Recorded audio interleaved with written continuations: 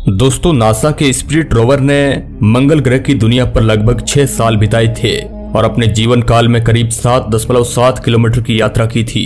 और अपनी यात्रा के दौरान इस अंतरिक्ष मुसाफिर ने कई परेशानियों का सामना किया और अपने जीवन काल में इसने मंगल ग्रह से हजारों तस्वीरों को पृथ्वी पर भेजा और कई महत्वपूर्ण खुलासे किए, जिसने वैज्ञानिकों के मंगल ग्रह को देखने का नजरिया ही बदल दिया। तो दोस्तों, आज की इस वीडियो रिपोर्ट में हम स्पिरिट रोवर की पूरी यात्रा को रियल फुटेज के साथ करने वाले हैं, जहां हम एक भी एनिमेशन का प्रयोग इस वीडियो में नहीं करेंगे, बल्कि पूरा का पूरा रियल फुटेज आपको दिखाएंगे। आज के इस वीडियो का लाइक टारगेट 30,000 है। तो चलिए, आज के इस वीडियो में हम 6 साल लगातार मंगल ग्रह पर बिताते हैं और महसूस करते हैं मंगल ग्रह की दुनिया को। हेलो दोस्तों, मैं हूं आपका दोस्त सुरेश सांचोरी। आप रहस्य टेलीविजन यूट्यूब चैनल देख रहे हैं। हमारी यात्रा की शुरुआत होती है 4 जनवरी 2004 से। स्पिरिट रोवर मंगल ग्रह की सतह पर एक जोरदार धमाके के साथ गिरता है। फिर इसके बाद यह रेस्ट में आने से पहले अपने एयरबैग्स के साथ 28 बार बाउंस करता है। यह अपने टारगेटेड साइट गुस्सेव क्रेटर से 13 किलोमीटर दूर जाकर रुकता है। नासा की टीम इस जगह को अनौपचारिक रूप से कोलंबिया मेमोरियल स्टेशन नाम देती है। नासा की टीम इस जगह को यह नाम उन एस्ट्रोनॉट की याद में देती है जो साल 2003 में कोलंबिया हादसे में मारे गए थे।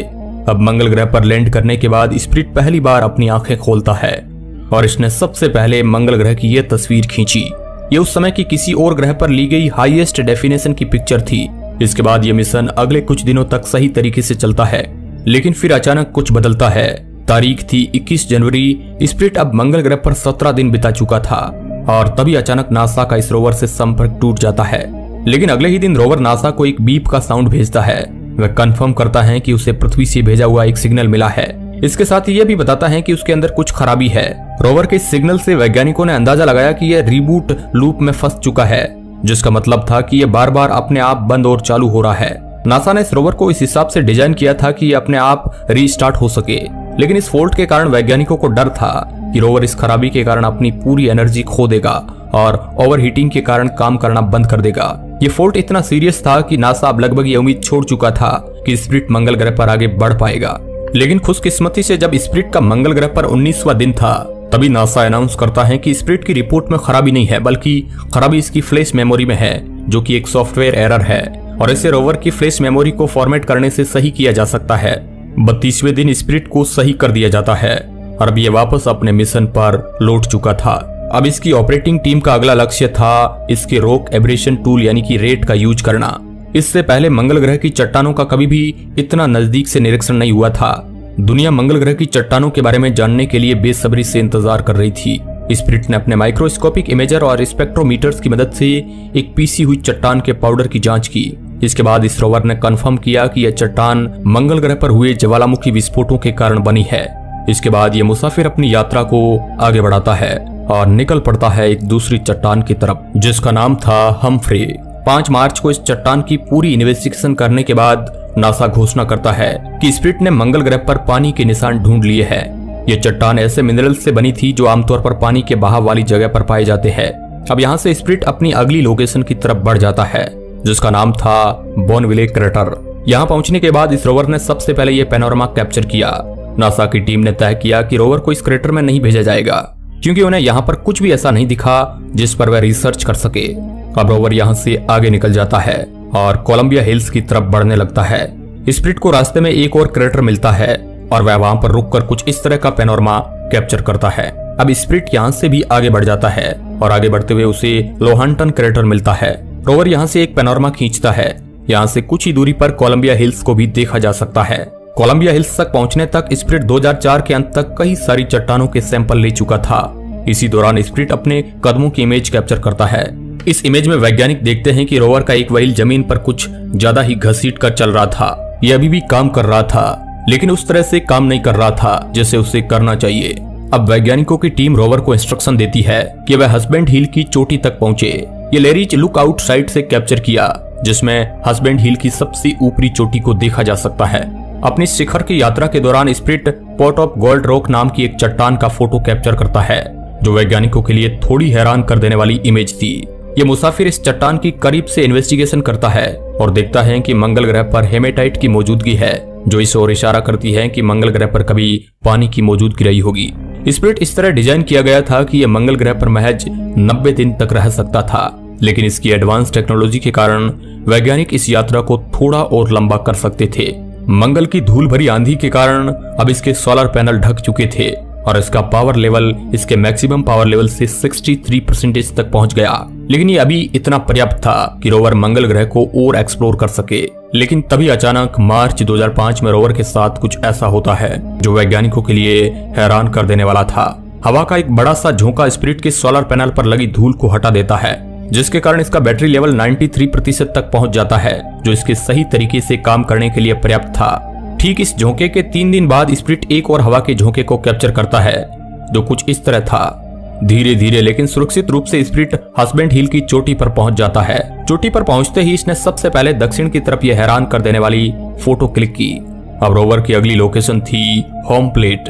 वैज्ञानिक रोवर को होम प्लेट की ओर जाने के इंस्ट्रक्शन देते हैं। यह पैनोरामा स्पिरिट ने हस्बैंड हिल से नीचे उतरते समय कैप्चर किया। रास्ते में रोवर कोमांचे नाम की चट्टानी आकृतियों के पास रुकता है। पूरी जांच पड़ताल करने के बाद वैज्ञानिक देखते हैं कि यह जगह एक समय नॉन एसिडिक वाटर से भरी हुई थी। रोवर की यह इन्वेस्टिगेशन उस धारणा को पूरी तरह गलत साबित करती है, जिसके अनुसार मंगल ग्रह पर जीवन के लिए अनुकूल पानी उपलब्ध नहीं था। होम प्लेट की तरफ बढ़ते हुए स्पिरिट ने कुछ इस तरह के खतरनाक क्षेत्रों को भी पार किया था। फरवरी 2006 में स्पिरिट होम प्लेट तक पहुंच जाता है। मंगल की गर्मियों के मौसम में वैज्ञानिकों की टीम रोवर को सर्दियों के लिए तैयार करने में जुट जाती है। सर्दियों के मौसम में रोवर के सोलर पैनल इतनी सनलाइट नहीं रिसीव कर पाते जितनी उसे जरूरी थी। टीम ने तय किया कि रोवर को मुकुल हिल नाम की पहाड़ी की चोटी तक पहुंचाना होगा, जिससे रोवर तक पर्याप्त सनलाइट पहुंच सके। मार्च 2006 तक स्पिरिट के आगे की व्हील्स एक साथ काम करना बंद कर चुकी थी। अगर रोवर मुकुल हिल तक नहीं पहुंच पाता तो यह मिशन यहीं खत्म हो जाता। नासा की टीम ने तय किया कि अब रोवर को अपने अगले पहियों को खींचते हुए वापस पीछे की तरफ लौट जाना चाहिए। ये पिक्चर रोवर ने मुकुल हिल से वापस पीछे की ओर आते हुए कैप्चर की। सर्दियां नजदीक आ रही थी और वैज्ञानिकों को अब भी नहीं पता था कि स्पिरिट तय समय पर सही जगह पहुंच पाएगा या नहीं। वैज्ञानिकों ने मुकुल हिल के चोटी पर जाना कैंसिल किया और उन्होंने प्लान में बदलाव करते हुए तय किया कि अब रोवर इसके पास ही मौजूद स्पिरिटस विंटर हेवन के नाम से जाने जाने वाली चोटी पर जाएगा।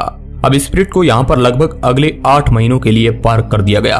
स्पिरिट यहाँ पार्क होने के बाद भी लगातार मंगल के एनवायरनमेंट की ऑब्जर्वेशन कर रहा था। इन 8 महीनों के दौरान वैज्ञानिकों ने सर्दियों में कम पावर के कारण रोवर की किसी भी तरह की ड्राइव की कोशिश नहीं की।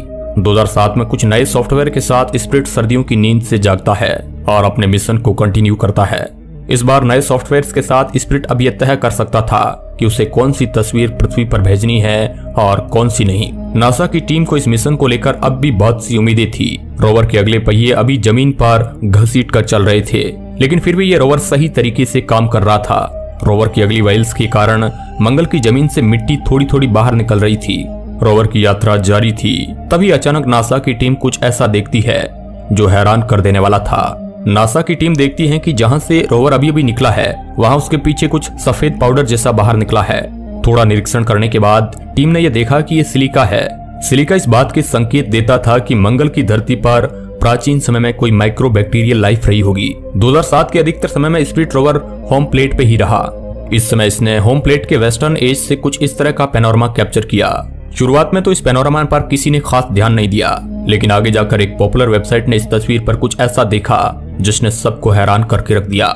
इस पैनोरामा में एक जगह पर इंसान की तरह दिखने वाली एक आकृति दिख रही है। इसके बाद दुनिया भर में कई तरह के कयास लगाए गए। किसी ने कहा कि ये कोई एलियन है तो किसी ने कहा कि ये इंसानों की तरह कोई दूसरा जीव है। लेकिन इसके बाद वैज्ञानिकों ने इन सभी चीजों को नकार दिया और उन्होंने इसके पीछे का कारण बताया पैराडोलिया थ्योरी को, जिसमें कभी कभी हम इंसानों को किसी चीज के होने का भ्रम होता है। जून 2007 के एंड तक मंगल ग्रह पर धूल भरे तूफान आने शुरू हो चुके थे। 20 जुलाई तक आते आते स्पिरिट कम पावर के कारण सिस्टम फेलियर की प्रॉब्लम फेस करने लगा। स्क्रीन पर दिख रही दोनों तस्वीरों में से पहली तस्वीर उस समय की है जब मंगल ग्रह पर तूफान नहीं आ रहे थे और दूसरी तस्वीर इस जगह के तूफानों के बाद की तस्वीर है। दोनों में फर्क साफ तौर पर देखा जा सकता है। रोवर की इन मुश्किलों के बाद नासा एक निराशाजनक पब्लिक स्टेटमेंट जारी करता है। नासा कहता है कि हम अपने रोवर्स को इस तरह रूट कर रहे हैं कि वह इस तरह के तूफानों में सर्वाइव कर सके, लेकिन वह कभी भी इस तरह डिजाइन नहीं किए गए कि वह इतनी खतरनाक परिस्थितियों में रह सके। इस समय असली प्रॉब्लम थी स्पिरिट का हीटिंग सिस्टम। इस रोवर को इस तरह डिजाइन किया गया था कि यह खुद को इंटरनली हीट करता था, लेकिन इन तूफानों के कारण इसके सोलर पैनल पर धूल जम चुकी थी। इस धूल के कारण यह इतनी एनर्जी जनरेट नहीं कर पा रहा था कि खुद को गर्म रख सके। लेकिन खुशकिस्मती से अगस्त तक आते आते ये तूफान कम हो चुके थे और अब स्पिरिट को इतनी हीट मिल रही थी कि वह खुद को एक सेफ लेवल तक गर्म रख सके। नासा ने तय किया कि जब तक ये तूफान पूरी तरह शांत नहीं होते तब तक रोवर को स्लीप मोड में रखा जाएगा। लेकिन 10 नवंबर तक आते आते ये तूफान वापस आने लगते हैं और इस बार रोवर की बैटरी एक क्रिटिकल लेवल तक पहुंच चुकी थी। नासा को अब भी उम्मीद थी कि स्पिरिट इन तूफानों से निकल जाएगा और उसने रोवर के अधिकतर इंस्ट्रूमेंट बंद कर दिए ताकि इसकी पावर को सेफ रख सके। स्पिरिट अगले 3 महीनों तक इस तरह की परिस्थितियों में रहा और इस दौरान नासा की टीम लगातार ये कोशिश करती रही कि इसकी एनर्जी और इसके फंक्शन में इस तरह का बैलेंस सेट कर सके कि यह काम करता रहे। फरवरी 2009 में स्पिरिट को किस्मत का एक झोंका लगता है। एक हवा के झोंके के साथ इसके सोलर पैनल पर मौजूद सारी धूल साफ हो जाती है। अप्रैल 2009 तक आते आते इसकी और ज्यादा सफाई हो चुकी थी और अब इसकी पावर लेवल उस लेवल तक जा चुकी थी कि ये अपनी यात्रा वापस कंटिन्यू कर सके। लेकिन बदकिस्मती से जैसे ही नासा रोवर को वापस चालू करती है वैसे ही वह देखती है कि रोवर का एक व्हील मुलायम रेत में धंस चुका है। अब वैज्ञानिकों की टीम उस व्हील को निकालने में जुट जाती है। अपने इस मिशन को पूरा करने के लिए नासा पृथ्वी पर इसी रोवर के जैसा एक और अंतरिक्ष यान बनाती है और उसे भी इसकी सेम कंडीशन में रखा जाता है। ये रोवर गुरुत्वाकर्षण को बराबर करने के लिए स्पिरिट के मुकाबले थोड़ा लाइट वेट था। दुर्भाग्य से नासा की टीम अपने काम में असफल रहती है और रोवर वहीं फंसा रहता है। रोवर के एक जगह फंस जाने के कारण अब उसकी बैटरी भी धीरे धीरे कम हो रही थी और वैज्ञानिकों ने अनुमान लगाया कि मई 2010 तक उसकी बैटरी पूरी तरह खत्म हो सकती है। दोस्तों, रोवर के उस पहिए को वैज्ञानिक अभी भी निकालने में सफल नहीं हुए थे कि एक और नई मुसीबत आ जाती है। रोवर का एक और पहिया काम करना बंद कर देता है। अब इसके 6 में से सिर्फ 4 व्हील ही काम कर रहे थे। काफी महीने तक स्पिरिट को आगे बढ़ाने की कोशिश करने के बाद अब नासा की टीम ने तय किया कि वे इस मिशन को एक स्टेशनरी मिशन में तब्दील कर दे। अब इस रोवर का काम था मंगल के रोटेशन को स्टडी करना, जिससे यह पता लगाया जा सके कि इसकी कोर में क्या है। नासा इस मिशन को आगे बढ़ाने वाला ही था कि मार्च 2010 में यह रोवर पृथ्वी से अपना संपर्क खो देता है। आखिरी बार रोवर का पृथ्वी से 22 मार्च को संपर्क हुआ था।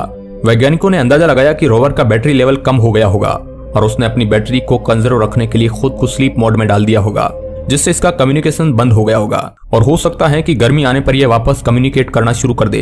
अब टीम को मार्च 2011 तक गर्मी का मौसम आने का इंतजार था।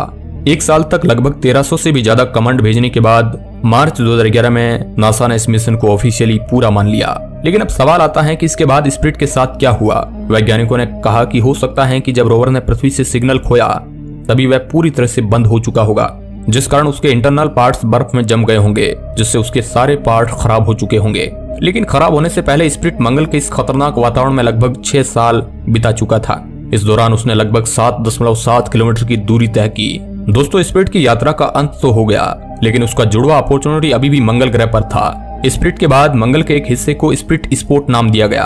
अब आप जो अपनी फोटो स्क्रीन पर देख पा रहे हैं वह फोटो स्पिरिट स्पोर्ट की है, जो अपॉर्चुनिटी रोवर द्वारा खींचा गया था। अपॉर्चुनिटी स्पिरिट के खत्म होने के 7 साल बाद तक मंगल ग्रह पर काम करता रहा। उसने भी मंगल ग्रह की कई सारी जानकारियां पहुंचाई। अगर आप अपॉर्चुनिटी पर वीडियो देखना चाहते हैं तो हमारा 30,000 का लाइक टारगेट आप पूरा कीजिए और कमेंट ज्यादा से ज्यादा कीजिए।